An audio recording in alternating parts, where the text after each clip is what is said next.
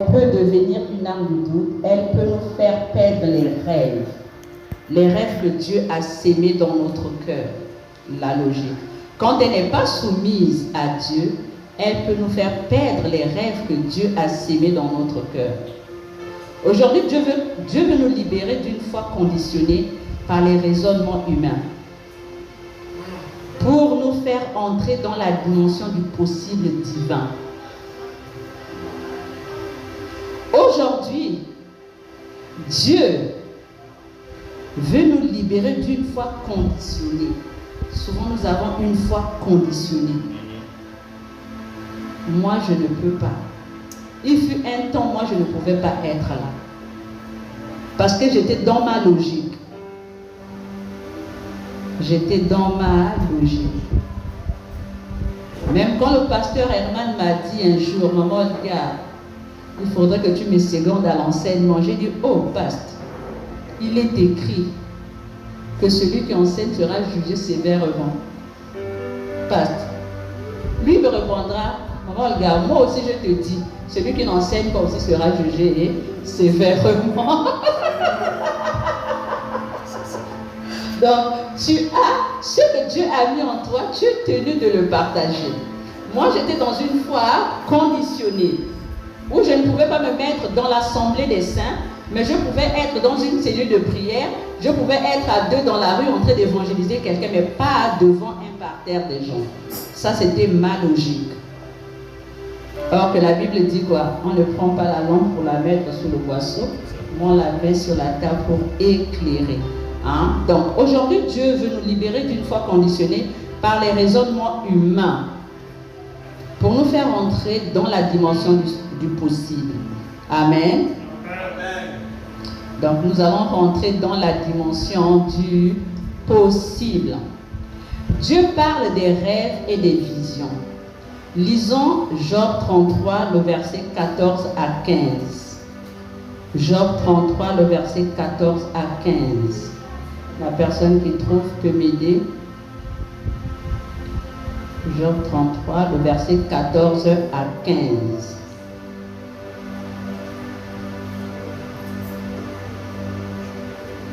La personne a trouvé?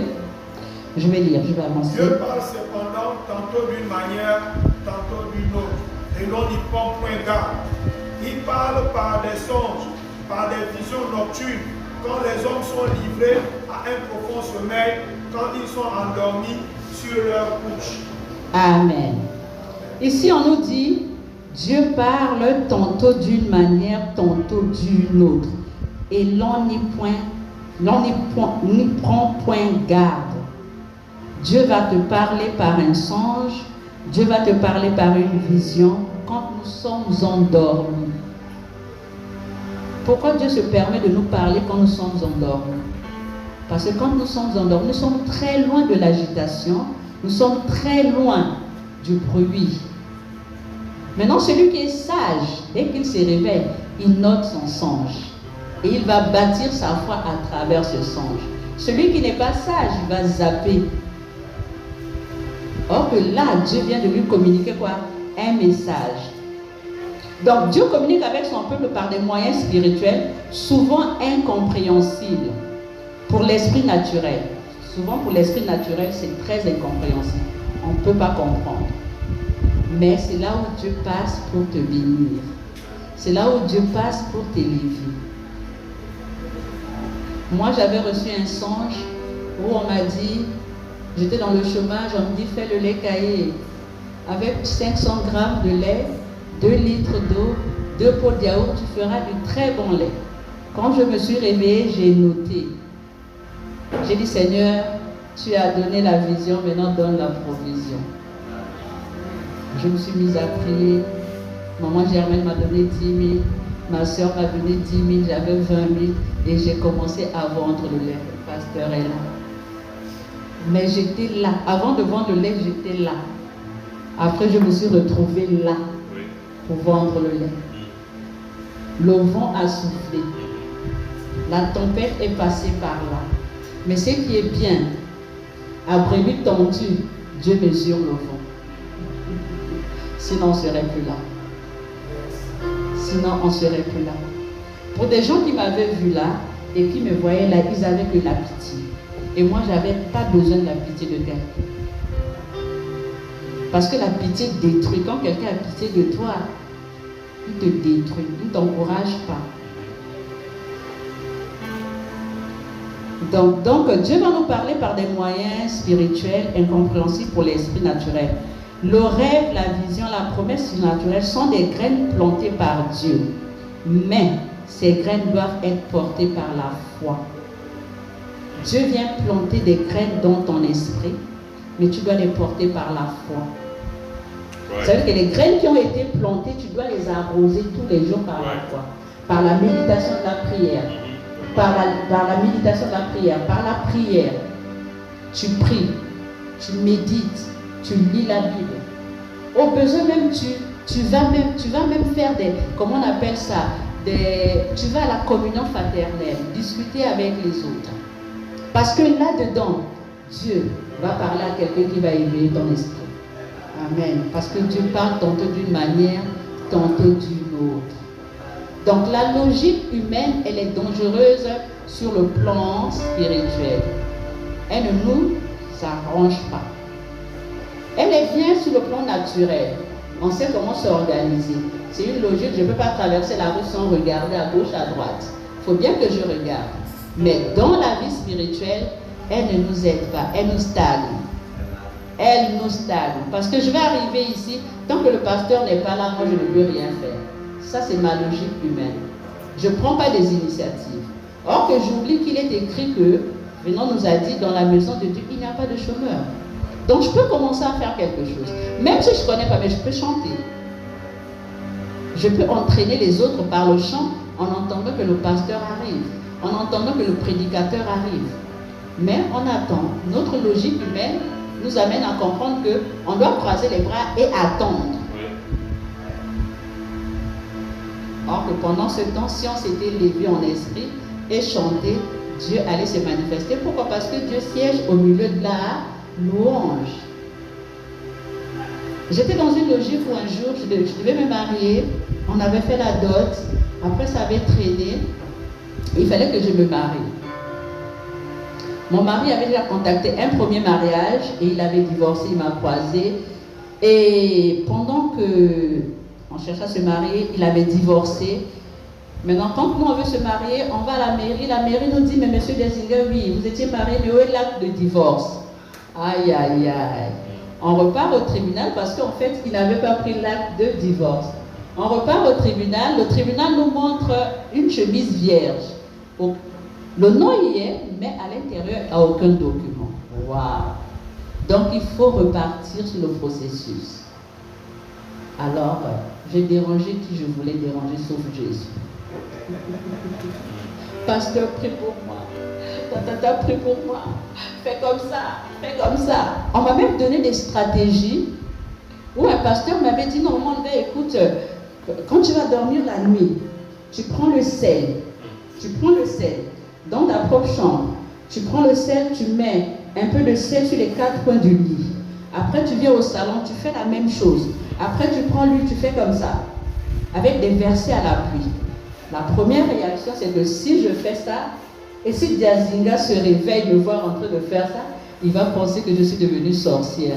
J'ai dit, je ne peux pas faire ça. Je refuse de faire ça. Et quand je suis allée dans la Bible, aller lire les versets qu'il m'avait donnés, en fait, ce sont des versets qui me condamnaient, en fait. Ce sont des versets qui me condamnaient. Donc, faire ça, j'étais en train de ralentir le processus. J'ai zappé, je n'ai pas fait ça. Quand Chora Kwetou est arrivé au Gabon, je suis allée le voir. Après une prédication, je me suis fait violence et je l'ai vu. J'ai dit, frère Chora, moi j'ai un problème. C'est quoi ma soeur? Je veux me marier, mais les papiers traînent, l'administration, gna gna gna. Il dit, il n'y a pas de problème, on va prier pour toi. J'étais assise, il s'est levé, il est venu vers moi, il m'a touché à l'épaule. Il dit ceci, Père, voici ta fille ici présente, elle a le désir de se marier selon ta volonté. Père, fais quelque chose pour elle, que ta volonté se fasse. Moi, dans ma logique, c'était pas ça. Comment il peut prier comme ça? C'est trop court. Moi, j'ai des problèmes. Comment il peut dire Père? J'ai dit non, c'est sûr que le Seigneur lui a dit que je ne veux pas me marier. Donc, pour se débarrasser de moi, il fait ça.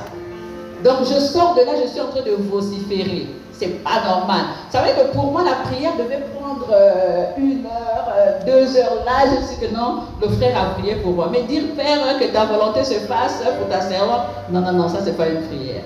Donc, pendant que j'étais dans ma logique en train de vociférer, je sors. Pendant que je suis en train de marcher, le Saint-Esprit me dit, oh, tu es fâché pourquoi? La Nivaquine, petite qu'elle soit, elle ne vous fait pas du bien? La Nivaquine, elle est toute petite, mais est-ce qu'elle ne vous fait pas du bien? Est-ce qu'on a besoin de faire des kilomètres pour que Jésus exauce? Ne t'ai-je pas dit dans la Bible que vos paroles soient peu nombreuses? Cette phrase-là m'a calmée. Mais j'étais dans une logique qui n'était pas bien. Hein? Donc, souvent, quand Dieu nous parle, nous sommes souvent dans l'incompréhension. Hein? Donc, Dieu parle par le rêve, la vision, la promesse surnaturelle sont des graines plantées. Mais ces graines-là doivent être portées par la foi. Dieu nous a donné des rêves. Dieu t'a donné des rêves. Ne dis pas que je ne peux pas faire. L'apôtre Paul a dit, je puis tout par celui qui me fortifie. Si le rêve nécessite de l'argent, va chez celui qui a donné le rêve. Il te donnera la profession. Si le rêve nécessite que tu aies assez de force, va le voir, il va te fortifier. Dieu a fait grâce.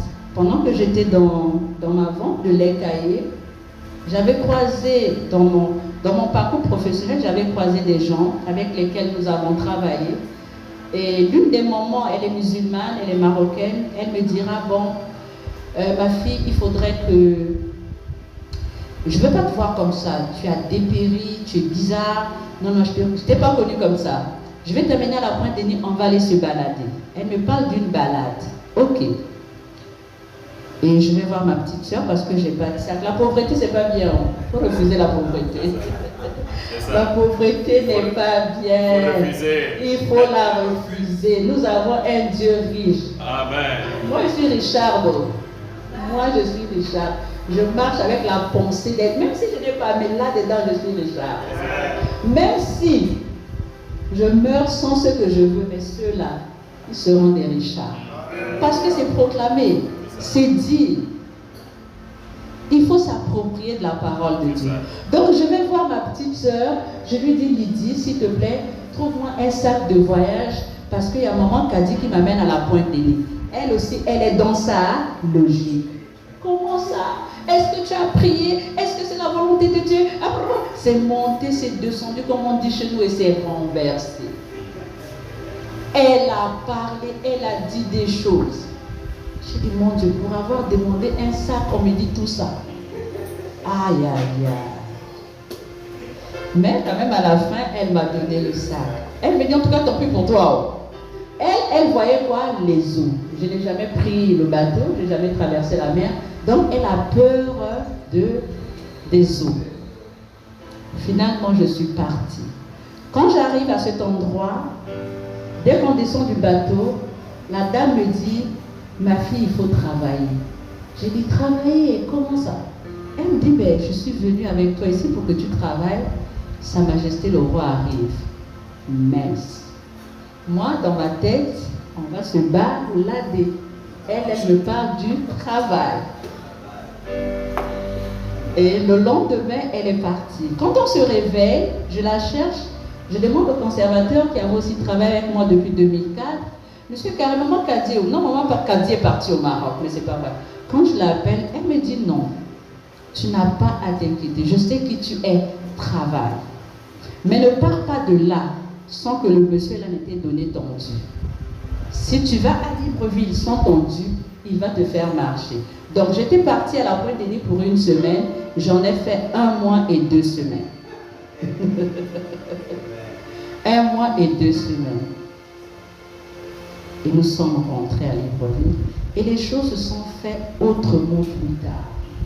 Les Marocains m'ont vu travailler.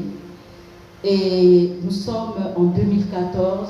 Le 12 septembre, je reçois un message qui me dit, je reçois un coup de fil qui me dit, Madame Virginie, j'ai dit oui monsieur, Dites-moi, vous avez un passeport? J'ai dit oui, j'ai un passeport. Prenez ce passeport, allez le déposer à tel endroit. Nous sommes mardi, samedi, vous êtes dans l'avion. Comme un film. Pour moi, c'est pas possible. J'ai pas d'argent, j'ai pas ceci, je vais aller dans l'avion. C'est comme un film. Mais avant d'arriver à l'affaire où je vais monter dans un avion, sans que moi je ne paye le billet, sans que je ne prépare rien, il y a une maman en 2010, quand je viens au beau séjour, là où le pasteur vit, je sors de chez moi, cette maman me voit. Quand elle me voit, elle me dit, oh Jésus, toi aussi tu n'épargnes personne. Parce que j'étais bizarre. Le pasteur, quand j'ai perdu mon emploi, j'étais bizarre. J'ai perdu mon mari, mais je n'ai jamais vu le veuvage. Hein. Mais quand j'ai perdu l'emploi, j'étais comme une veuve. J'étais comme une veuve. J'étais affreuse. Le pasteur est là. Je passe sous son contrôle. J'ai perdu mon mari, je prie. Mais quand j'avais perdu le travail, la lampe était éteinte. Je ne priais plus. J'avais du mal à sortir de la maison. La vie, comme dit l'apôtre, comme dit Job, la vie n'avait plus de goût. Je n'avais plus le goût à la vie. Donc quand je sors de là, elle me dit, oh, ma fille, n'aie pas peur, c'est une épreuve que tu traverses. Elle me regarde, 2 minutes après, elle me dit, tu vas voyager. Bon, là, Dieu merci, je n'avais pas résolu. Elle me dit, tu vas voyager. N'aie pas peur, c'est Dieu qui veut ça. Dieu permet ça parce qu'il veut t'élever à un autre niveau. Mais garde à l'esprit que tu vas voyager. Mon passeport est expiré. Papa Philippe doit aller en France. Alors, il va à l'ambassade faire son passeport. L'ambassade lui dit non, on ne peut pas le prolonger. Il y a une commission qui arrive, alors nous allons changer de passeport. Lui, quand il vient, il me dit, Gaga, allons à l'ambassade. Là aussi, j'obéis. Je ne discute pas. Donc, je vais faire mon passeport en 2012. Le passeport est... Je ne réfléchis pas que je n'ai pas d'argent, on va faire le passeport pour faire quoi. Mais le passeport est fait. Et en 2014, quand on me dit, prends ce passeport, va à tel endroit, tu vas voyager. J'ai dit, waouh. J'ai dit, Dieu, tu es bon. Et la dame qui avait libéré la prophétie, parce que la prophétie, ce n'est pas seulement ainsi par l'Éternel. Pendant que nous sommes en train de parler, une prophétie peut sortir. Maintenant, celui qui a une oreille saura entendre. Donc, je repars chez la même dame parce qu'elle est à l'hôpital général et les médecins sont en grève. Et moi, je dois faire des examens. Donc, je vais voir la dame pour qu'elle puisse m'aider. Alors, c'est parti dans tous les sens. Elle a oublié ce qu'elle avait dit. Comment ça? Comment tu vas aller au Maroc? C'est pas normal. Les Arabes sont méchants, les Arabes. Elle m'a condamné. Je suis sortie de son bureau avec des larmes. Ah, maman, c'est toi qui avais dit que je vais voyager. Maintenant, moi, je viens te voir pour que tu puisses m'aider, que je fasse les examens. Tu me parles de quoi? Je suis sortie de là avec des larmes. Et quelqu'un d'autre m'a aidé. Donc, la logique, elle est dangereuse. Souvenez-vous un peu de Esther. Esther à la royauté, elle est dans une logique où elle est au palais. Moi, j'ai connu la vie du palais. Elle est très belle, la vie du palais. La vie du palais, les gens là. Non, c'est trop beau. Si on ne rentre pas dans des choses, les choses compliquées là, on reste le monde normal là. Je travaille seulement au palais, je pars le matin, je reviens. Non, c'est simple. C'est trop beau. Mais sauf si tu vas rentrer dans des choses compliquées, alors là, c'est compliqué. Donc, Esther est au palais avec son mari, tranquille, avec ses enfants. Quand Mardochée vient lui dire, mais Esther, nous ici, là, on a dit qu'on va mourir. Oh. Il faut que tu voies ton mari. Elle dit, oh, moi, je ne peux pas rentrer dans la présence du roi si le roi ne m'a pas appelé. Elle était dans quoi? Sur une corde raide. Oui. Marcher dans un désert. Il faut avoir le mental. S'il n'y a pas le mental, il y a des gens qui ont péri, qui sont partis parce qu'ils n'ont pas su marcher sur une corde raide. L'épreuve est arrivée, ils n'ont pas pu. D'autres sont morts de chagrin. D'autres, la honte les a simplement tués. Or, on pouvait se relever et faire quelque chose. Récemment, je disais à mon fils, j'ai dit, il ne faut pas me faire une dépression. Tu n'es pas le premier enfant qui a un master 2 et qui est au chômage. Arrête-moi ça. Tu n'es pas le premier enfant dans Libreville ou dans le monde qui a un master 2 et qui est au chômage. Papa, fais ce qu'un homme peut faire. S'il faut vendre des gâteaux, vends les gâteaux. S'il faut aller pousser des brouettes à mon boîte, va les pousser. À une seule condition, que tu t'épanouisses. Que tu aies quelque chose. Parce que les plaintes et les murmures sont les ennemis de la foi. Les plaintes et les murmures sont les ennemis de la foi. Ces graines-là, Dieu ne les plante pas en nous. Ça, c'est l'ennemi qui vient les planter. Donc, ne me dis pas, moi j'ai fait l'école, je ne travaille pas. Moi, papa, tu n'es pas le premier. Moi, ta mère, j'étais là, j'ai vendu le lait. Donc, si mon exemple ne te sert pas, si mon témoignage ne te sert pas, c'est que tu n'as rien compris de la vie. Prenons des risques avec le Seigneur. Pierre en a pris, hein. Aujourd'hui, on dit Pierre avait douté, Pierre n'avait... Mais c'est le seul apôtre qui a marché dans l'eau. C'est ça. Les autres étaient où? Ils étaient tous dans le bateau. Nous, on prend seulement la partie où Pierre a coulé. Mais est-ce qu'on voit la partie où Pierre a marché? Il a d'abord marché avant qu'il ne soit dans son logis. Mais il a d'abord pris le risque de marcher. Après, il a dit, Seigneur, sauve-moi. Le Seigneur l'a sauvé. Hein? Prenons des risques. Je rencontre des mamans, des jeunes filles. Non, moi, je n'ai pas d'argent. Moi, je ne fais rien. Mais tu fais rien comment?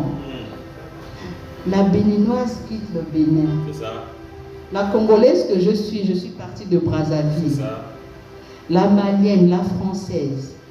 Qui veut vient au Gabon. Mais vous allez voir ces personnes-là avec des bassines sur la tête. Vous allez voir ces dames-là.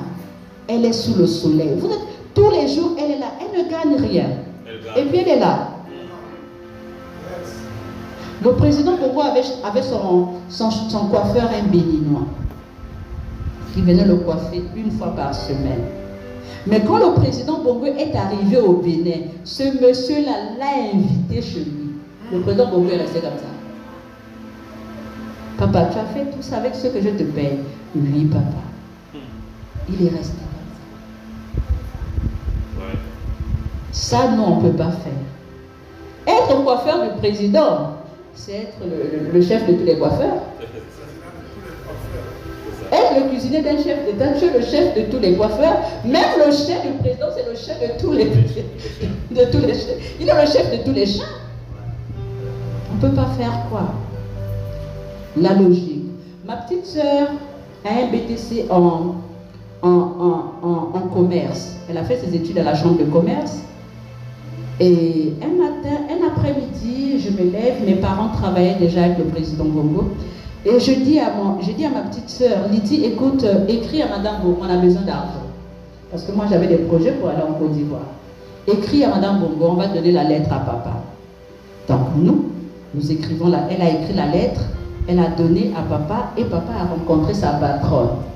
Quand la patronne voit la lettre, elle lit. On a donné toutes nos références, elle lit. Elle dit, papa Raoul, c'est vrai, ces enfants ont besoin d'argent. Mais je vais faire une chose, je ne vais pas leur donner de l'argent. Parce qu'elles savent le moyen par lequel les lettres peuvent arriver chez moi. Donc je vais leur donner du travail. Parce que si je leur donne l'argent, elles vont dépenser. Prochainement, je vais encore recevoir une lettre de votre part. Et vous serez maintenant la poste de vos enfants. Donc je ne veux pas que vous soyez la poste de vos enfants. Donc je vais donner du travail à vos enfants. Mais le travail, c'est quoi? Moi, j'ai une formation hôtelière. Donc, moi, je me dis, quand papa nous amène la nouvelle, moi, je me dis, soit je vais être dans un grand hôtel de la place. Ma petite soeur sera peut-être dans une entreprise en comptabilité parce qu'elle a un diplôme en comptabilité. Mais Madame Bongo nous dit, venez faire le ménage chez moi.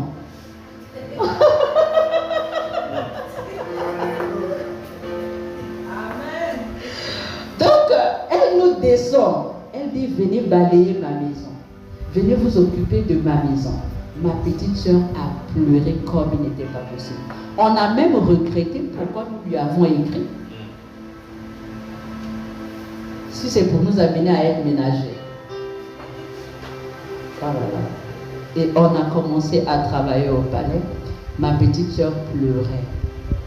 Et pendant qu'elle pleurait, jour après jour, le Seigneur pouvait me dire une chose. Celui qui est fidèle dans les petites choses, je lui donnerai les grandes choses. Madame Bongo Edith a dit à ma petite soeur, Lydie, oui, entre ce billet-là, les 10 000 francs que moi je te donne, et les 10 000 francs qu'on va te donner dans l'administration là-bas, ça n'a pas la même valeur. Si ça a la même valeur, et alors pourquoi tu te fais de la peine? Et j'ai travaillé avec elle comme chambre de femme pendant 3 ans, et la 4e année, j'ai été nommée gouvernante. Pourquoi? Si on était resté dans notre logique, on n'allait pas y arriver. Et on a gravi des échelons comme ça avec elle jusqu'à ce que la mort nous a séparés. Donc ce sont des graines que Dieu met en nous, que nous devons vraiment arroser par la foi. Ce sont des rêves, des visions, des promesses. Ce sont des choses que nous devons arroser. Même si ce n'est pas venu par un rêve, même si c'est quelqu'un qui te le dit, mais considère que cette personne est inspirée. Aujourd'hui, quand on dit à quelqu'un sois béni, il n'y a pas la portée. Mais c'est une parole puissante. Va t'asseoir à la maison. Maman Olga, Seigneur, maman Olga m'a dit que je suis bénie. Quelle est cette affaire? Quand je regarde ma vie, je suis bénie comment? Il va te dire comment tu es bénie. Mais souvent, vous allez voir Joseph. Joseph reçoit des rêves de grandeur alors qu'il est encore adolescent. Joseph a reçu quoi? Un rêve de grandeur. Ce rêve a empêché Joseph d'aller avec la femme de Potiphar. C'est seulement ce rêve-là qui a amené Joseph à ne pas aller avec la femme de Potiphar. Pourquoi? Parce que Dieu lui avait donné un rêve. Il s'est dit, ce que Dieu m'a montré là, si je vais avec celle-là, ça ne va pas se faire. Je vais pécher contre Dieu. Donc ce rêve a amené Joseph à être ferme. Parce que Ésaïe nous dira plus tard, celui qui est ferme dans ses sentiments, Dieu lui assure la paix, parce qu'il se confie en lui. Yes. La crainte de Dieu que nous avons dépend de la révélation de la personne de Dieu. Si Dieu, tu le vois petit comme ça, ta crainte aussi sera comme ça. La crainte de Dieu dépend de la révélation que nous avons de Dieu. Et la crainte de Dieu donne de l'intelligence au simple. La révélation de l'Éternel, elle donne de l'intelligence au simple. Quand on est simple dans l'esprit, Dieu nous donne de l'intelligence. C'est quand on n'est pas simple que les choses se compliquent. Nous avons fait 40 jours de prière, Maranatha, beau séjour. Et pendant les 40 jours de prière, le pasteur avait déjà donné la vision. Après, il nous a dit, vous les responsables, il faudrait que vous me donnez des sujets de prière. Parce qu'il a donné le thème, il a donné le verset, il a donné un sujet de prière. Mais toute la journée, on ne va pas seulement dire, Seigneur, je te confie mon cœur, ou je te confie mon corps. Toute la journée, non. Donc c'est comme ça que moi, je me suis mis par la grâce de Dieu à développer des sujets pendant 40 jours. Quand je développe les sujets, moi je ne tiens pas compte du sujet du pasteur. Moi je tiens compte du thème et du verset biblique. Donc je développe tout ça. J'ai fait un travail d'abord sur une semaine. J'ai envoyé à maman Henriette, à papa Basile. Ceux-là n'ont pas regardé. Ils n'ont pas regardé. À une semaine avant que nous ne commençons, maman Henriette m'envoie un message pour me dire, maman Olga, c'est pas ça. Or que moi, je m'étais déjà lancé, j'avais déjà fait tous les 40 jours.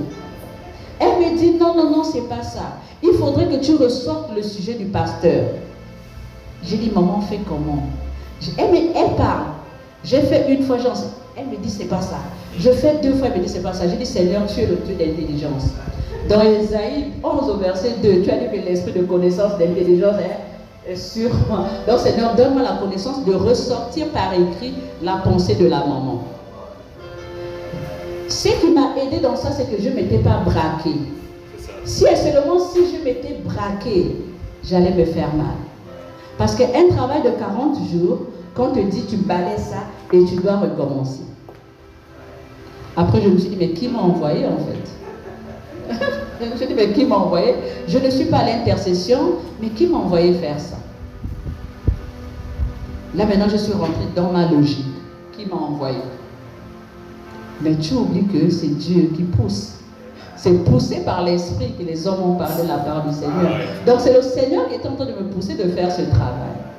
Donc au moment où je ne me suis pas braquée, alors en fait les flots sont descendus tout seuls. Et j'ai pu faire ce travail par la grâce de Dieu. Hein? Donc quand nous avons des rêves, quand nous avons ce genre de choses, vraiment, mettons le Seigneur au centre. Mettons le Seigneur au centre. Une maman m'a appelé un jour, elle avait des difficultés avec son mari. Maman, elle m'a parlé. Je lui ai posé la question, tu me dis ça fait 2 ans, vous avez des problèmes, ton mari a même quitté la maison et est allé même loger chez une autre dame. En 2 ans de difficultés, qu'est-ce que Dieu t'a dit par rapport à ton problème? Oh non, moi il m'a rien dit. J'ai dit c'est faux. C'est ton père. Il doit te dire, il doit te conseiller. Ça veut dire que ton attention n'est pas portée sur la personne de Dieu. Ton attention est portée ailleurs, à appeler tout le monde, à exposer ton mari et à tirer la couverture de ton côté. Non. Quand on a des difficultés, la première personne à qui on parle, c'est Dieu. Dieu te dira, va voir ta soeur ici. Mais notre logique à nous nous amène ailleurs. Voilà pourquoi l'apôtre Paul dira dans 1 Corinthiens, je crois, 13, le verset 11, il dira, quand j'étais enfant, je parlais comme un enfant. Quand on est encore enfant, on peut avoir 40 ans, 50 ans, 60 ans et être enfant. Quand j'étais enfant, je parlais comme un enfant.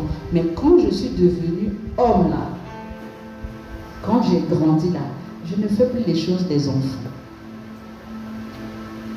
J'ai fait taire ce qui était de l'enfant.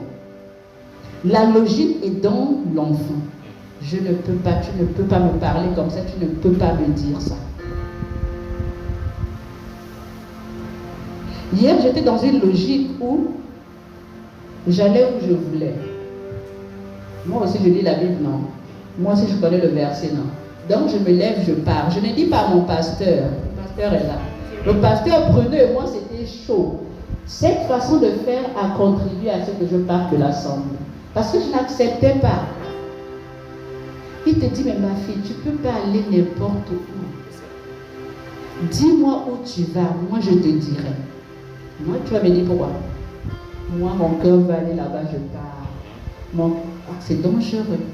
Donc, je suis le courant. Lisons un peu Jérémie 11. Comment que je parle. Dans Jérémie 11, le verset 8. Donc quand tu fais ça, quand tu vas où tu veux, tu es en train de violer l'alliance que tu as avec Dieu. Tu es en train de violer l'alliance. Tu ne fais pas comme Dieu veut, mais tu fais selon ton propre désir et tu es en train de violer ton alliance avec Dieu. Donc il dit quoi au verset 8? Il dit, mais ils n'ont pas écouté, ils n'ont pas prêté l'oreille. Ils ont suivi chacun les penchants de leur mauvais cœur. Alors j'ai accompli sur eux toutes les paroles de cette alliance que je leur avais ordonné, observé et qu'ils n'ont point observé. Donc, moi je suivais le penchant de mon propre cœur. J'étais dans ma logique. On n'a pas besoin de me dire. Moi, comme le moi est haïssant, moi je vais aller là-bas. Le pasteur n'a pas le droit de m'interdire. Il va m'interdire pourquoi? En fait, il le fait pour mon propre bien, en fait. En me disant, il ne va pas, il est en train de me protéger. Et j'ai vécu l'expérience, j'ai été dans 2 assemblées où des sœurs m'ont invité. La première assemblée, je vais, on prêche, le Saint-Esprit me dit, oh, tu ne gardes rien ici. J'ai dit, mais Seigneur, pourquoi? Il me dit, ce monsieur est en train de prêcher la philosophie. Va lire Colossiens 2. Quand j'ai lu Colossiens 2, j'ai dit, waouh, des sectes pernicieuses. On m'a invité une fois à la chapelle des vainqueurs, au charbonnage. J'arrive, j'écoute. Le Saint-Esprit dit, tu ne boiras pas cette eau-là. Tu ne la boiras pas. Et c'est là où je reviens, je dis, je comprends pourquoi les pasteurs ne veulent pas qu'on aille n'importe où en fait. Parce que s'il n'y a pas l'esprit du discernement, on va se faire mal. Si le discernement n'a pas encore été manifesté en la personne peut être égarée. Parce que la Bible, là, c'est une arme. De la même manière qu'elle peut bâtir, de la même manière elle peut détruire. Quand le frère Thibault m'appelle pour me dire, maman, dimanche je veux de toi à l'assemblée. J'ai dit, tu as appelé mon pasteur? Il me dit, non, il n'y a pas de problème, je vais le faire. Jusqu'à ce matin, je n'avais pas le message du pasteur Herman. J'ai dit, ah non, j'ai appelé le pasteur Herman. J'ai dit, paste, oui. J'ai dit, bon, il y a Thibault. Ah oui, maman le gars. J'ai dit, parce que moi j'avais peur. Parce que sinon, je n'allais pas partir. Parce que je ne veux pas aller à un endroit où le leader ne m'accompagne pas. Il n'est pas là, mais il a prié. Une fois, j'ai dit au pasteur Boussougou, j'ai dit, président, je vais venir avec un dimanche, je vais venir avec vous. Il me dit, non, vois ton pasteur. Si ton pasteur te libère, tu peux venir monter dans ma voiture et on va partir. Mais pourquoi ils le font? Allons-y lire Hébreu. Allons-y lire Hébreu. Parce que nous sommes souvent dans des logiques qui nous font du tort. Allons lire Hébreu 13, le verset 17. On va revenir. La personne qui a trouvé peut lire Hébreu 13, le verset 17. Obéissez à vos conducteurs et ayez pour eux de la déférence, car ils veillent sur vos âmes comme devant en rendre compte, qu'ils en soient ainsi, afin qu'ils le fassent avec joie et non en gémissant, ce qui vous ne sera d'aucun avantage. Donc il faut obéir au conducteur. Quand le conducteur a mal agi, va simplement le voir. Papa, là c'est pas bon. Là, papa, j'ai pas apprécié. Et le conducteur et toi, vous allez trouver une sortie. Mais quand tu vas faire comme maman Olga dans le passé, on va errer. Parce que longtemps, on serait devenus des maîtres, hein? Mais nous ne le sommes pas. Pourquoi? Parce que nous sommes dans une logique où moi, on ne peut pas. Au moins, tu ne peux pas me parler comme ça. Pourquoi le pasteur me dit ça? Mais il veille, il va rendre compte à Dieu pour ton âme. Il doit présenter à Dieu des hommes faits selon l'apôtre Paul. L'apôtre Paul dit que nous devons présenter des hommes faits.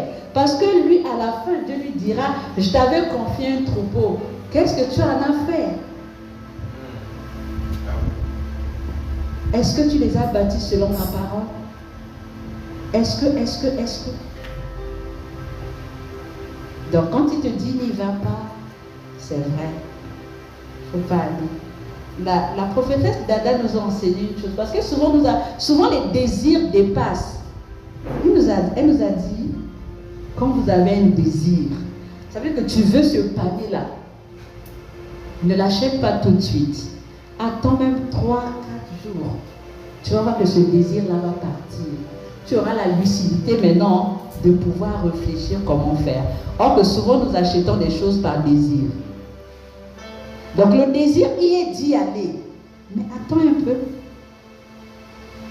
On nous a dit ça à l'Alliance chrétienne. N'allez pas, attendez un peu. Qui a compris?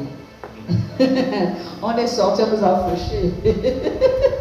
Parce que le monde là, ils s'en foutent de l'éducation qu'on nous donne. On nous a fauchés. On est allé dans les évangélisations. On est revenu avec des larmes. On n'était pas encore assis en fait. On n'était pas encore bâtis, nous étions encore au lait. On n'était pas encore sevrés. Mais la logique que nous avons, il faut qu'on aille prêcher. Il faut que nous, on aille prêcher. Il faut que nous, on aille. On est parti, on est revenu en larmes. Donc quand on nous dit, attendez un tout petit peu. Parce que Dieu travaille dans le silence. Dieu travaille dans le silence. Pour que je me mette devant vous comme ça a pris du temps, mais c'est dans le secret. c'est dans le secret. Hein? Donc ne nous précipitons pas. Donc je disais, Joseph reçoit des rêves de grandeur alors qu'il est encore adolescent. Marie reçoit l'annonce de sa grossesse par l'esprit.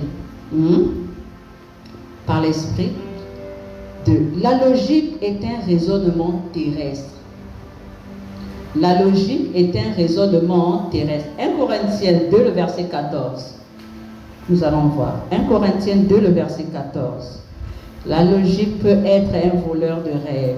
Beaucoup de rêves ont été volés par notre propre logique.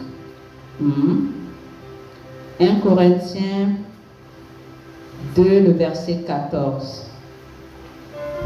Quelqu'un peut m'aider? Mais l'homme animal ne reçoit pas les choses de l'Esprit de Dieu, car elles sont une folie pour lui, et il ne peut les connaître, parce que c'est spirituellement qu'on en juge. Amen. Donc l'homme animal ne reçoit pas les choses de Dieu. Pour que nous puissions recevoir des choses de Dieu, il faut que nous devenions être spirituels. Pour devenir un être spirituel, il faut accepter la personne de Jésus-Christ. Et il faut laisser le Seigneur te bâtir à travers les enseignements, à travers les prières, à travers la méditation et la lecture de la Bible. Ce n'est que comme ça qu'on peut comprendre les choses de l'esprit. Parce que la logique est un raisonnement terrestre. Donc la logique humaine refuse ce qu'elle ne peut pas comprendre. Elle veut des garanties. Elle exige de voir avant de croire. Or la foi exige de croire avant de voir. La logique humaine, elle veut quoi? Des garanties avant de croire. Or que la foi exige de croire avant de voir. L'homme naturel n'accepte pas les choses de l'Esprit de Dieu car elles sont une folie pour lui.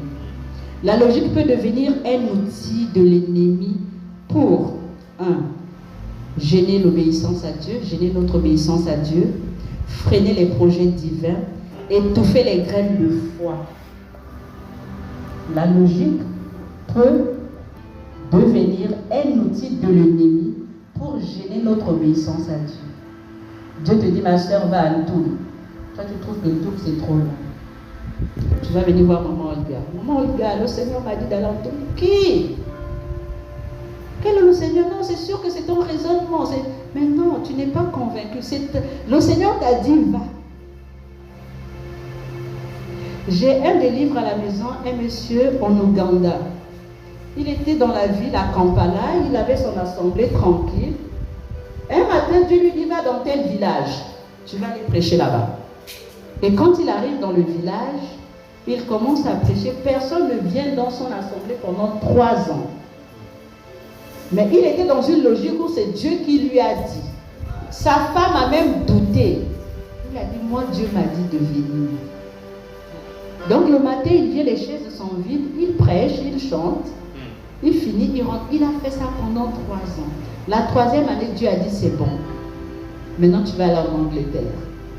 Puisque tu as su me faire confiance, même quand tu traversais ce désert, je te donnerai les grandes choses. Aujourd'hui, il y a une grande église en Angleterre. Et derrière lui, le village s'est converti. Faisons attention avec nos raisonnements humains.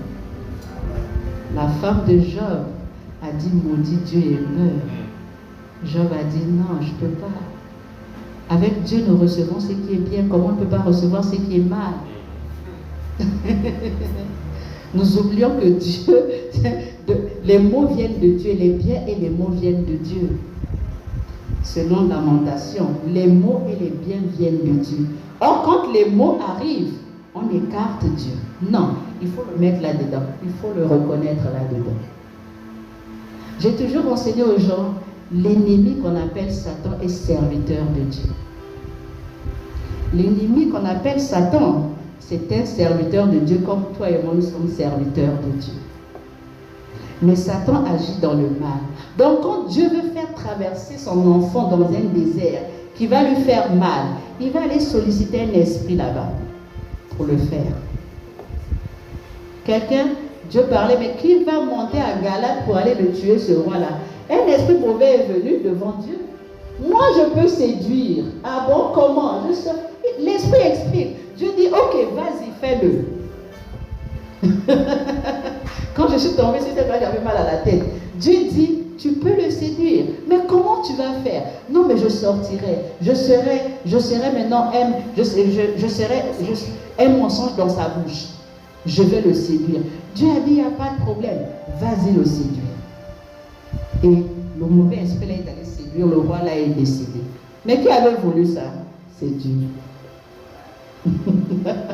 Il faut une certaine maturité pour comprendre ça. Parce qu'on en est souvent dans l'agneau. On aime l'agneau de Dieu. L'agneau est dur, l'agneau est bien, mais on oublie le lion. Le lion de la tribu de Juda ne joue pas avec quelqu'un. C'est l'agneau qui joue avec nous. Il est compatissant, il est amour, il fait. Mais le lion de la tribu de Juda déchire. Il a dit à Abraham, hey, quitte ton pays, va là-bas. Abraham ne savait pas où il allait, mais le lion avait parlé. Il a permis Joseph, un enfant de 17 ans, de rentrer dans l'esclavage. C'est le lion qui avait fait ça. Il a permis que moi je passe par un désert que le pasteur connaît très bien. Qui avait fait ça? Ce n'est pas l'agneau, mais c'est le lion. Parce que l'agneau ne fait pas ça. L'agneau est doux. Mais quand Jésus se sert du côté lion, il n'a pas pitié de quelqu'un. Il a permis que comment tu l'appelles, Daniel et ses amis aillent dans la fosse aux lions. Daniel dans la fosse aux lions et Shadrach dans la fournaise ardente. Qui a fait ça? C'est le lion. Mais dans ça, il les a accompagnés. Amen. Donc quand on traverse ce genre de choses, nous avons l'agneau qui nous accompagne. Dans la vallée de l'ombre de la mort, ne crains pas, je suis avec toi. Mon bâton et ma houlette te rassurent. Mon amour et la vérité te rassurent. Je suis avec toi, n'aie pas peur. C'est vrai que c'est moi qui t'y ai conduit. Alors je te sortirai de là. Amen. Amen.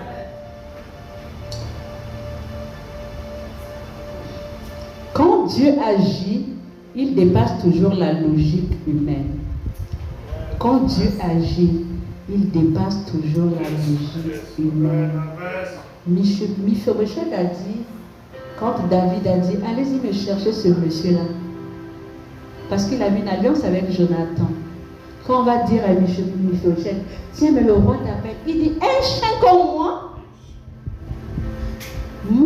un chien qui vit à l'Odébar, le roi m'appelle, il s'est considéré chien. C'était dans sa logique. Mais David voyait en ce monsieur-là un garde de la royauté. Il avait le sang royal, mais le gars, lui, il s'était méprisé parce qu'il traversait des situations difficiles. Donc quand on traverse des situations difficiles, le fond se méprise. Nous ne devons pas nous mépriser. Nous sommes de la race de ceux-là comme on terre 3 jours. Mais on se relève souverainement. Nous sommes de la race des gens comme on terre 3 jours, mais élevés souverainement dans la gloire de Dieu. Ça veut dire que pendant 3 jours on nous enterre, pendant 3 jours on se moque de nous, pendant 3 jours, mais l'élévation est glorieuse. L'élévation est très glorieuse et puissante. Le désert, ce n'est pas une fatalité. J'ai apprécié. Le désert n'est pas une fatalité. Le désert, c'est le moment où Dieu te dépouille pour que le vrai toi sorte. Alléluia. Si je n'étais pas passé par un désert, je ne serais pas là. C'est pas. Je vais faire quoi là? Je vais faire quoi ici là? Ah. Je vais faire quoi ici là? J'étais pour moi dans les fromages, je passe. Dans les fromages, dans les camemberts, dans du lait. Oh! Je vais faire quoi ici? Mais il a fallu que je passe par ce désert. Ésaïe a dit, quand il a, c'est dans Ésaïe 6, on va dire pour ne pas écorcher la parole du Seigneur.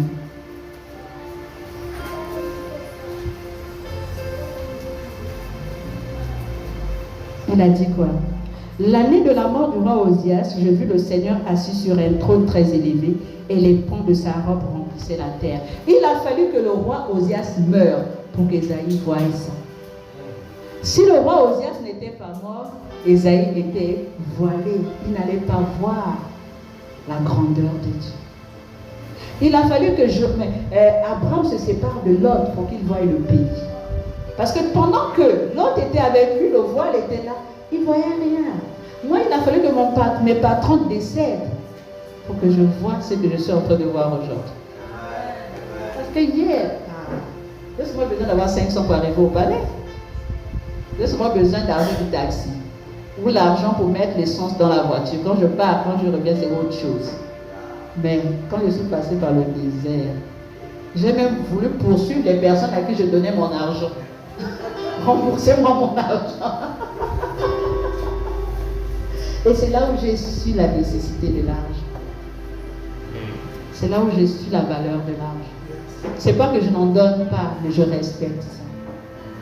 Parce que quand ça te manque, c'est compliqué. Les enfants peuvent maudire ton Dieu. Quand ça te manque, les enfants peuvent maudire ton Dieu. Ta famille peut maudire Dieu. Mais quel est ce Dieu qu'elle sert? Donc faisons attention. Les enfants étaient bébés, c'était des petits enfants. Mais j'ai plus de travail. Ma maman les a récupérés. J'ai dit, ils doivent s'habiller. Le Seigneur me dit, mais il n'y a pas de souci. Il y a la friperie, il faut l'acheter là-bas. Avec 1000 francs, tu peux habiller un enfant. La première fois que moi, je me suis rendue à mon web, aller fouiller la friperie pour acheter les habits de mes enfants, je transpirais. J'étais en pleine saison sèche. J'étais en train parce que je n'étais pas habituée à ça. Mais j'étais en train de transpirer. Et là, Dieu était en train de me dépouiller de mon orgueil. L'orgueil devait tomber. La vanité devait tomber. Il fallait maintenant vivre la vraie vie. Ça, c'était la vraie vie. L'école de la vie. Parce que hier, j'étais dans une autre école. Mais là, maintenant, il fallait revenir à la vraie école. Vous voyez l'aigle. L'aigle, à un moment donné, il se met au sommet d'une montagne. À la cime, il va se cacher quelque part et il va faire tomber ses plumes. Il devient très vulnérable. À un moment donné, Dieu permet que nous soyons vulnérables. Parce qu'il veut nous fortifier, il veut nous bâtir. Si on n'est pas vulnérable, on sera plus fort que Dieu. Alors que personne n'est plus fort que Dieu. Donc à un moment donné, il faut accepter d'être vulnérable. Que les gens voient aussi ta nudité. Que les gens voient aussi ta pauvreté. Que les gens s'en moquent. Et quand il va te relever là, les mêmes qui se sont moqués de toi là viendront te voir. J'arrive au beau séjour. Nous sommes dans une maison, le pasteur était venu, il n'y a pas de carreau. Il n'y a que le toit et les fenêtres. Donc il y a la terre dans ma maison. Il y a la terre, il n'y a pas le courant, il n'y a pas l'eau. Pour se laver, il faut attendre que tout le monde dorme. Donc il faut se laver dehors. Parce qu'on ne peut pas se laver dans les douches qui sont là parce que ce n'est pas encore fait. Le savon va abîmer le sol. Donc quand on mettra le ciment, ça ne va pas tenir. Donc on se lave dehors. Il faut se laver la nuit, très tard, quand tout le monde dort. Si tu veux te laver le matin, c'est très tôt avant que les gens ne se réveillent. Mais hier, j'avais une douche. Hier, j'avais une baignoire. Hier, j'avais tout. Mais là, il faut vivre ça. Et nous n'avons pas le courant. Donc, on va demander le courant aux voisins. Les voisins, ils savent que les gens qui sont venus habiter là sont des pauvres. En tout cas, leur donner le courant, ils vont payer ça avec quoi? On nous a refusé le courant au beau séjour là. Un seul voisin acceptait que nous prenions l'eau chez lui. Mais comme Kérézone dit, on m'a refusé une ampoule là. Aujourd'hui là. Les mêmes qui nous ont refusé le courant, les mêmes qui nous ont refusé de l'eau, quand chez eux on a coupé le compteur d'eau parce qu'il y a une facture de 500, 600 000 qu'on ne peut pas payer, sont venus me solliciter. Maman, oui, Est-ce que tu peux nous donner de l'eau? On va payer. Tu regardes comme ça, tu dis, hé Seigneur, c'est arrivé là-bas comme on dit. Maman, est-ce qu'on peut prendre l'eau chez toi? On va partager la facture. Tu dis, Seigneur, je comprends pourquoi dans le livre de Pierre, tu dis que nous devons avoir une bonne conduite devant ces personnes. Je comprends pourquoi tu dis que nous devons avoir une bonne conduite devant ces personnes. Je les prenais de l'eau et nous partageons des factures. Parce qu'à un moment donné, Dieu permet qu'on se moque de toi et très bien. De la même manière qu'on s'est moqué de lui, de la même manière qu'il était devenu vulnérable, qu'on l'a amené à la croix nue, Dieu voudrait aussi qu'à un moment donné qu'on te fasse. Pourquoi? Parce que tu dois participer à la sainteté de Dieu. Tu dois participer à sa nature. Marcher avec Dieu ne veut pas dire absence des problèmes. Hein? Les gens aiment chanter ce chant, moi je ne souffrirai jamais. Qui t'a dit? Qui t'a dit? Qui t'a dit que toi tu ne souffriras jamais? L'apôtre Paul a souffert. Et ses compagnons ont souffert. Le maître a souffert. Et toi tu veux me chanter, toi tu ne souffriras jamais. Frère, passe ta route. Passe ta route, papa, pardon. Nous avons été appelés à la souffrance. C'est Pierre qui le dit. Nous avons été appelés à la souffrance. Nous n'avons pas été appelés, comme je dis souvent aux autres, Jésus est rentré dans le royaume de son Père avec des larmes. C'est pas toi et moi qui allons rentrer avec le sourire. L'apôtre Paul a dit, fortifions l'esprit des disciples, en leur disant, c'est par beaucoup de persécutions qu'il nous faut rentrer dans le royaume de Dieu. Celui qui voudrait vivre pieusement sera persécuté. Et toi, tu viens me dire que tu ne souffriras jamais. C'est quel évangile ça? C'est quel évangile? J'ai dit, moi, on ne me biaise plus. J'ai tellement vu avec le Seigneur. Je n'ai peut-être pas tout revu, mais le peu que j'ai vu là, je ne veux pas que quelqu'un vienne m'embrouiller. Non, je ne veux pas. L'évangile là amène ça très loin. Parce que nous sommes appelés à la souffrance. Perdre un mari, perdre un père, une mère, le travail, des enfants. Mais c'est une souffrance. Et toi tu dis que tu ne souffriras jamais. Frère, c'est écrit où? Oh. Ésaïe 55, le verset 8 à 9.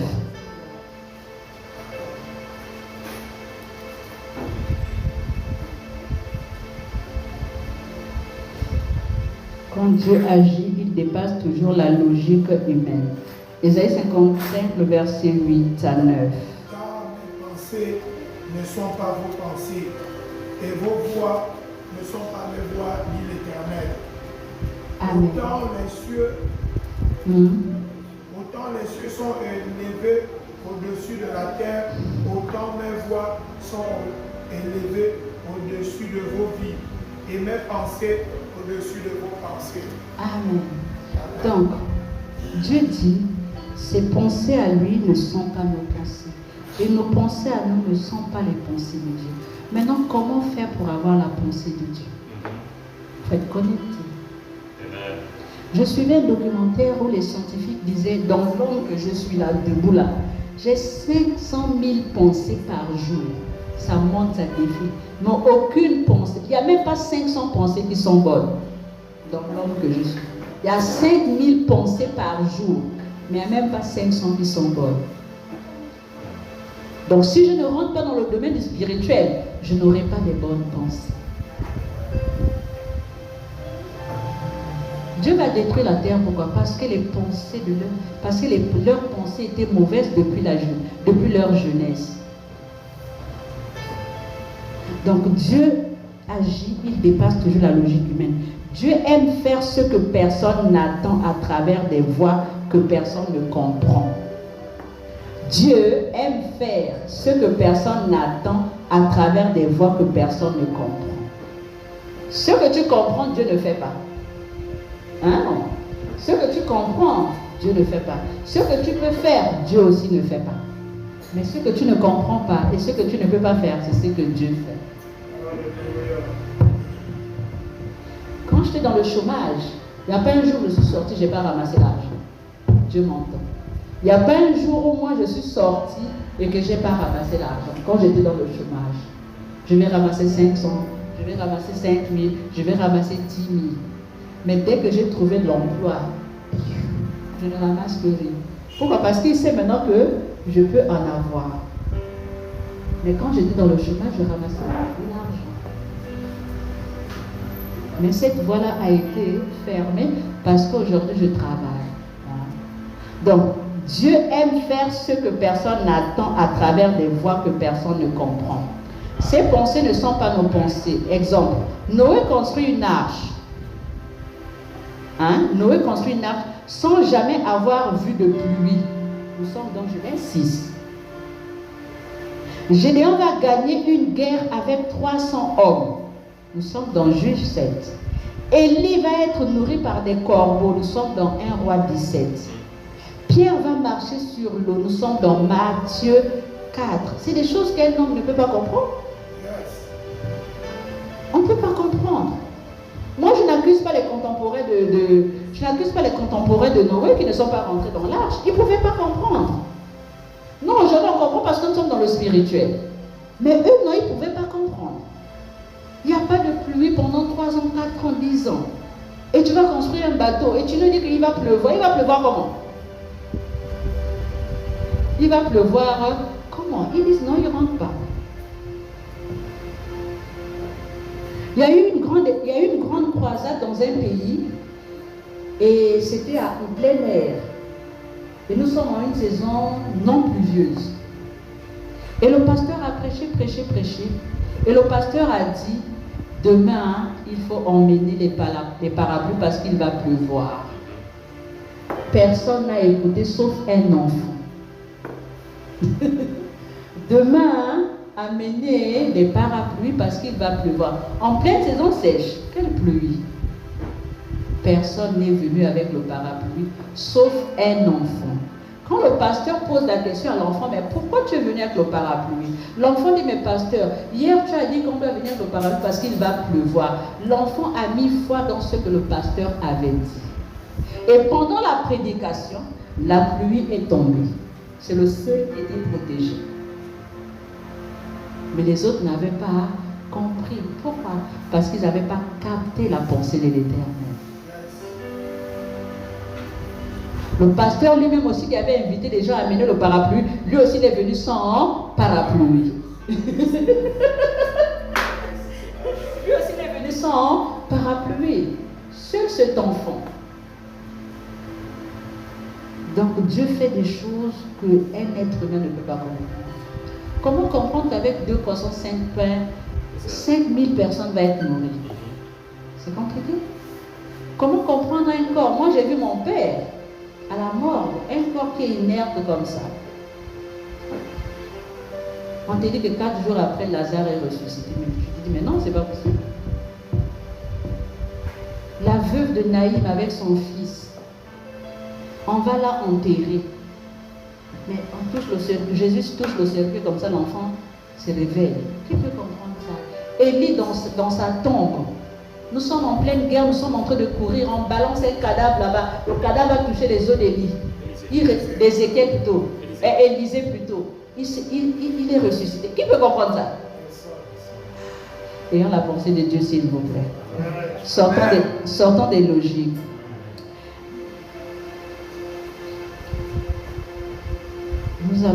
L'appel ici, c'est renverser les raisonnements.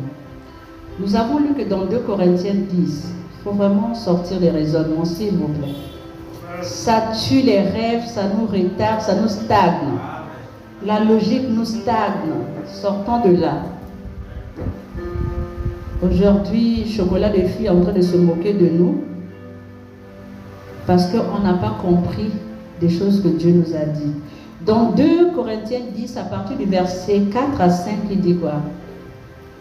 Et qu'ils ont tous bu le même breuvage spirituel, car ils buvaient à un rocher spirituel qui les suivait. Non frère, c'est pas ça. 2 Corinthiens 10, le verset 4 à 5.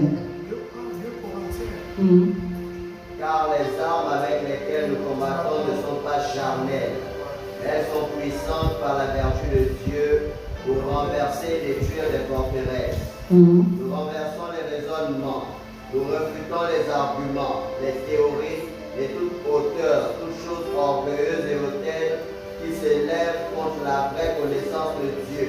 Et nous amenons toute pensée captive à l'obéissance de Christ le Messie. Amen. Donc nous sommes appelés à combattre dans l'esprit avec nous sommes appelés à combattre dans l'esprit, pas avec des arguments logiques, mais avec la parole de Dieu. Nous renversons les raisonnements et toute hauteur qui s'élève contre la connaissance de Dieu. Dieu veut que tu identifies les barrières mentales, les raisonnements charnels, les excuses, les logiques qui t'empêchent d'entrer dans ton appel. Ce sont des forteresses à détruire. La peur est un gros démon. Nous avons une logique, nous avons une peur qui est salutaire. Parce que je ne peux pas traverser la rue sans regarder à gauche, à droite. Je ne peux pas aller dormir sans fermer la porte. Ça, on appelle ça de la prudence. Ce n'est pas de la peur. Ça, c'est de la prudence. Mais la peur, c'est celle qui m'empêche de faire ce que Dieu m'a demandé de faire. C'est que je me regarde, je dis non, je ne peux pas. Jérémie a dit, je suis un enfant. Dieu a dit, hey, qui t'a dit que tu es un enfant? Va parler. Mais sache une chose, si tu trembles devant eux là, moi-même je vais te faire trembler. Donc quand tu vas parler là, ne tremble pas, n'aie pas peur. Ils vont te faire la guerre, mais ils ne vont pas te vaincre. Donc vas-y. Donc souvent on regarde souvent à notre propre vie et on se met dans une peur qui n'a pas son nom. On se met dans une peur qui nous paralyse et qui nous empêche de rentrer dans l'appel, de rentrer dans ce que Dieu nous dit. J'étais en train de saluer un frère, le pasteur Bonin. J'ai dit, pasteur, ce matin, laisse-moi te bénir. Laisse-moi te dire merci beaucoup parce que tu as contribué à l'épanouissement de ma vie spirituelle. Il me dit, maman, regarde, toute la gloire revient à Dieu. Mais il fallait que cette lampe-là soit visible. Dieu a mis en toi des dons. Il fallait que ça se fasse. Il fallait que ça sorte. Autant que nous sommes, Dieu a donné à quelqu'un quelque chose. Faites. Peut-être pas être ici. Même étant là-bas, tu peux faire. Jésus a eu des serviteurs. Jésus a eu des serviteurs silencieux et méconnus de tous. Personne n'avait su qu'il y avait un Joseph d'Arimathée. Personne. On a connu Joseph d'Arimathée quand il s'agissait d'aller prendre le corps de Jésus. Et il n'y avait que Joseph d'Arimathée qui pouvait parler à Pilate. Mais on ne l'a jamais vu, on ne l'a jamais entendu. Mais quand il s'agissait de cet instant-là, Joseph d'Arimathée s'est levé. Il est allé voir Pilate. Et Pilate a cédé à la doléance. Donc, on peut ne pas être ici, même là, on peut faire quelque chose. Même dans le secret, on peut faire quelque chose. On peut faire quelque chose.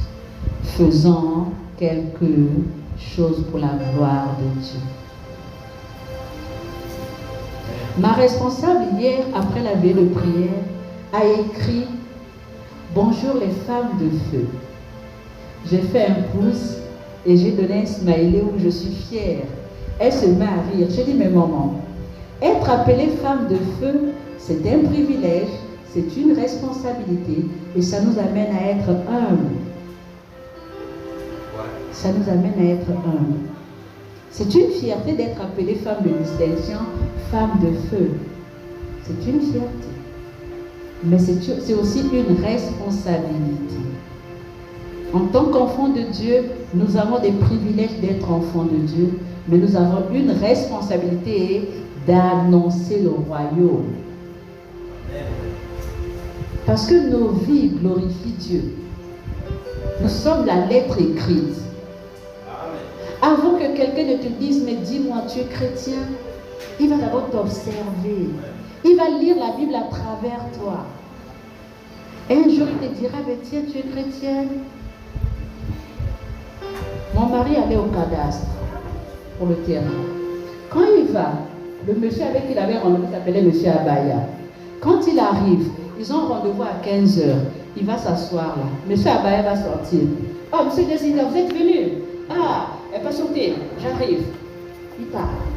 Quand il revient, oh, monsieur Désidère, vous êtes encore là? Oui, j'arrive. Et c'était que comme ça, à chaque fois qu'ils avaient rendez-vous. Un jour, ce monsieur a dit à mon mari, dis-moi, monsieur Diaz, vous êtes chrétien? Philippe a dit, oui, je suis chrétienne. Ah, je m'en doutais. Parce que la patience que vous avez, ça ne peut qu'être pour un chrétien. Parce que vous avez une patience qui ne dit pas son nom. Rendez-vous à midi. Monsieur Diaz va se présenter à midi, mais il n'est pas reçu. Le monsieur va lui dire, non, papa, revenez demain. Il ne va pas se fatiguer. Il ne boude pas. Le monsieur avait compris que ce monsieur-là, ce n'est pas n'importe qui. Or que nous, une fois on est parti, on ne nous a pas reçus. Même si on ne le dit pas devant tout le monde, mais là-dedans. Dieu sait que tu es en train de vociférer. Donc avant que les gens ne lisent la Bible à feuille là, les gens doivent d'abord la lire à travers nous. Hein?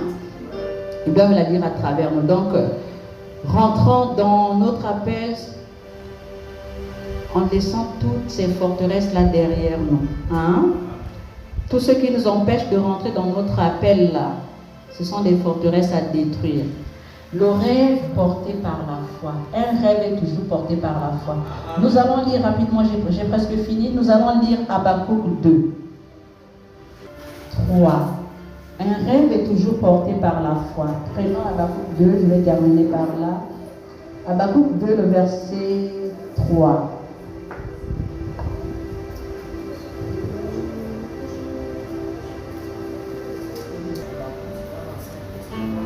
Car c'est une prophétie dont le temps est déjà fixé. Elle marche vers son terme. Elle ne mentira pas. Si elle tarde, attends-la, car elle s'accomplira certainement. Alléluia. Donc la vision attend un temps fixé. La vision que Dieu t'a donnée attend un temps fixé. Et quand le temps va se mettre en place, elle va s'accomplir. Quand les temps ont été marqués, Jésus est venu au monde. Hein? Galates nous dit ça. Donc, un rêve donné peut sembler illogique, mais il n'est jamais vain. Il faut, 1, protéger ce rêve-là par la prière, le nourrir par la parole, le proclamer par la foi. Amen. Parce qu'elle a un temps où ce rêve-là doit s'accomplir. La conclusion, c'est quoi? Dieu t'appelle à sortir de la prison de la logique humaine. Tes pensées limitées ne peuvent pas contenir l'infini de Dieu. Ce qu'il t'a promis, même si cela semble fou, même si cela défie toute logique, il accomplira cela. Même si c'est fou à notre propre yeux, même si c'est illogique, mais cette vision que Dieu t'a donnée là, elle est en train d'attendre son temps. Elle finira par s'accomplir. Amen. Dieu bénisse sa parole.